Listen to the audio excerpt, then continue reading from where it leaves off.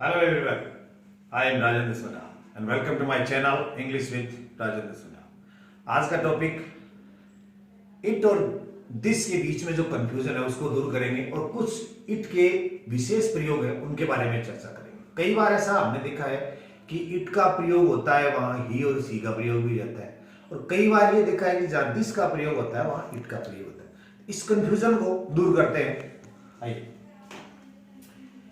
Use of it and this. It, this ये दोनों pronoun है। दिस डेमोन्स्ट्रेटिव प्रोनाउन है और इट पर्सनल प्रोनाउन है। दोनों का मतलब अगर अपन बाइलिंगुअल हिंदी में देखें तो ये होता है इस तरह से, और यही कंफ्यूजन पैदा हो जाता है। जब दोनों का मतलब ये है तो इसका मतलब हम दिस के स्थान पे इट का प्रयोग करते हैं तो कंफ्यूजन पैदा करता है ये। इस पर आपको ध्यान नहीं देना है क्योंकि दिस है। आप ये ना देखें कि दिस का प्रयोग ये क्या अर्थ होता है। दिस का प्रयोग नियरनेस दर्शाता है, नजदीकी। This is cow, this is the bird, this is the fan, ये इस तरह से करोगे। और इट का प्रयोग क्या है, ये पर्सनल प्रोनाउन है। इसका मेन काम है to avoid noun, to replace noun and to vanish the noun। तो ये देखिए, दिस का प्रयोग डेमोन्स्ट्रेटिव प्रोनाउन के रूप में ऑब्जेक्ट और पर्सन दोनों के लिए होता है।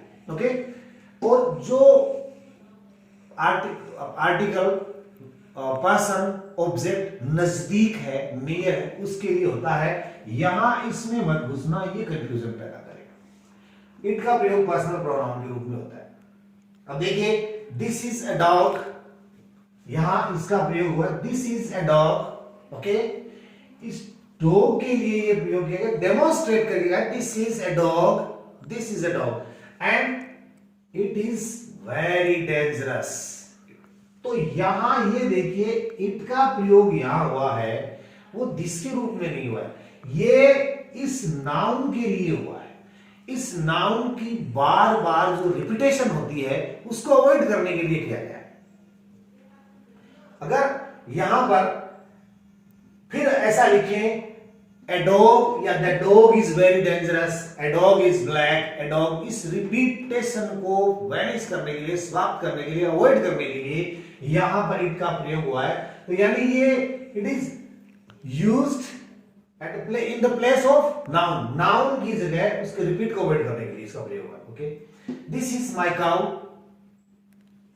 It's tail is very long. यहां पर ये पजेसिव दिखाया गया है, इट्स पजेसिव, इट इसका या इसकी, ये देख रहे हैं। इसके अलावा आप ऐसे भी कह सकते हो, जैसे जो भी नियर, नजदीक वाली जो ऑब्जेक्ट है, आर्टिकल है, उनके लिए प्रयोग कर सकते हो। This is the frame, this is table, this is the marker, ये। और अगर दोबारा उसका आप प्रयोग कर रहे हो, दूसरे सेंटेंस में आप उसको, इसकी अलग विशेषता बता रहे हो, then you will have to use it उस in place of that same noun. उस नाउन की जगह आपको इट का प्रयोग करना है। इस बात को समझिए कि दिस और इट का प्रयोग सेम नहीं है। पहली बार उसको नजदीक जो भी पार्टिकल है उसको डेमोन्स्ट्रेट करने के लिए बताया जाता है, दूसरी जगह उस नाउन की जगह है उस पर्सनल प्रोनाउन का प्रयोग किया जाता है। ओके, इसका प्रयोग टाइम बताने के लिए भी होता है। टाइम जैसे कई बार क्या होता है, जैसे फिक्स टाइम होता है ना, इट्स 10 o'clock, 12 o'clock, तब तो ठीक है, पास्ट हो जाता है। लेकिन कई बार ऐसा हो जाता है कि 10 मिनट कम है, 10 मिनट हो गए, 2:10 हुए, 2 बजने में 10 मिनट कम है। अब इसके लिए आप क्या काम में लोगे, तो उसके लिए आप ये देखिए कि जैसे मान लीजिए ये आपकी क्लॉक है, यहां 12 बजते हैं, 3 बजते हैं, 6 बजते हैं और 9 बजते हैं। टाइम में दो ही चीजें आएंगी आपके सामने। एक तो ये आएगी कि मैं इसको यहां ही क्लियर करता हूं, ज्यादा बेटर रहेगा। एक चीज तो ये आएगी कि इट इज योर वॉच 10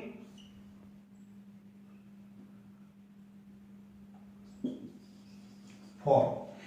आप यहां मैंने छोड़ा है, क्या आएगा, या तो आएगा टू या आएगा पास्ट। यानी आप ये बता रहे हो कि it is 10 to 4, it is 10 past 4, दोनों आए में से एक आएगा।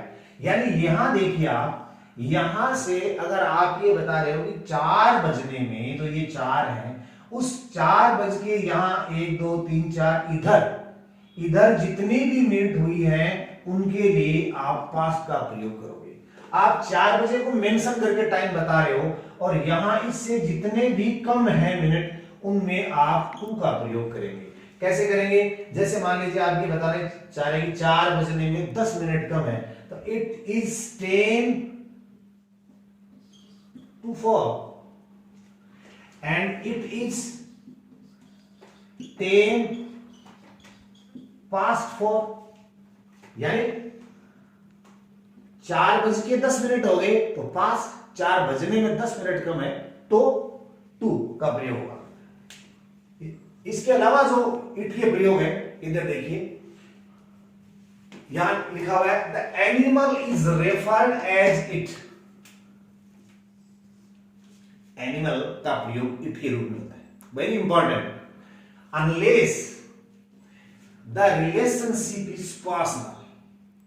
एनिमल के साथ आपको इट का प्रयोग करना है यदि रिलेशनशिप पर्सनल नहीं है। तो अब आप ये कहोगे, कई बार हमने देखा था कि डॉग के साथ ही लिखा हुआ था, डॉग को ही मेंशन किया हुआ था, और फीमेल डॉग है उसके लिए सी मेंशन किया हुआ था, फॉक्स के लिए सी, कई स्टोरीज में देखा।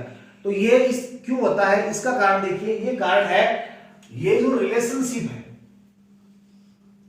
ये पर्सनल अगर हो जाती है तब। ये सेंटेंस देखिए, my horse whom I call Steve, इससे पहले आप इसको समझ लीजिए कि जो whom मैंने यहां रेड किया है इसका मतलब क्या है कि यहां Steve, the Steve is the name of a person, व्यक्ति का नाम है।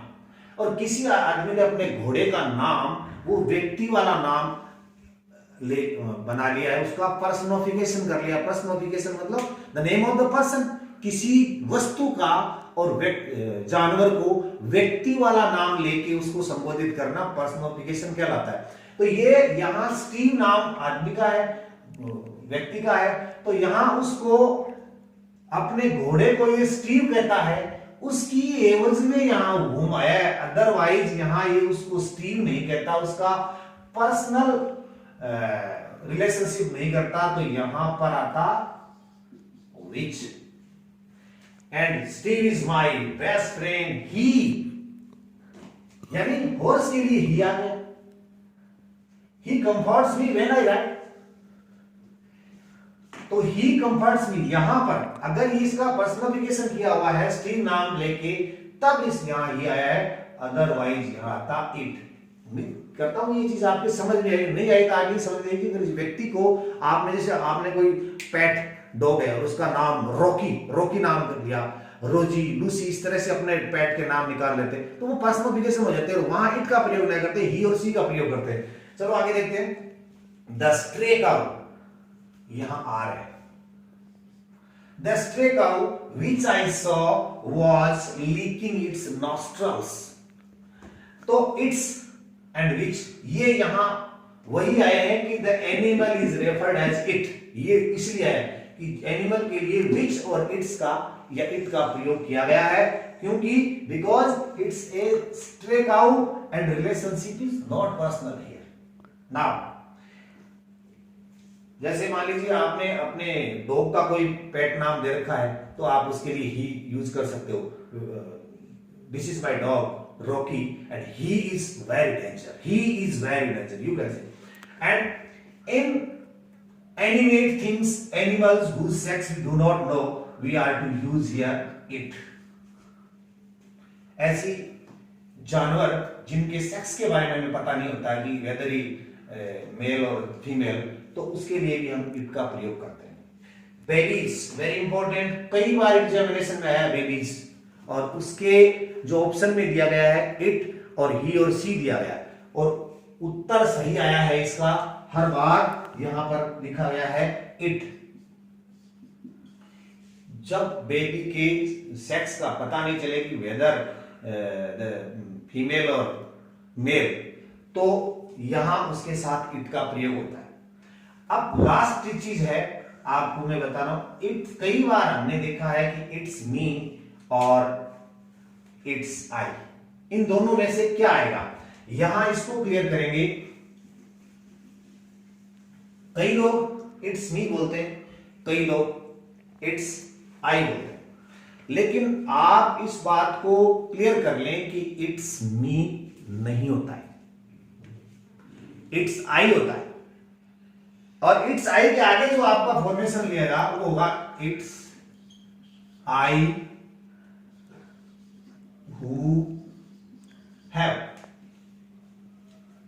It's you, it's he, it's they.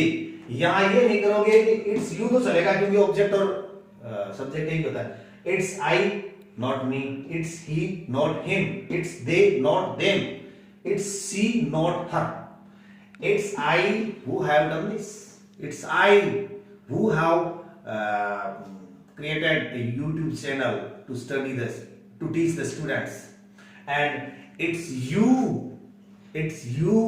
who have subscribed my channel।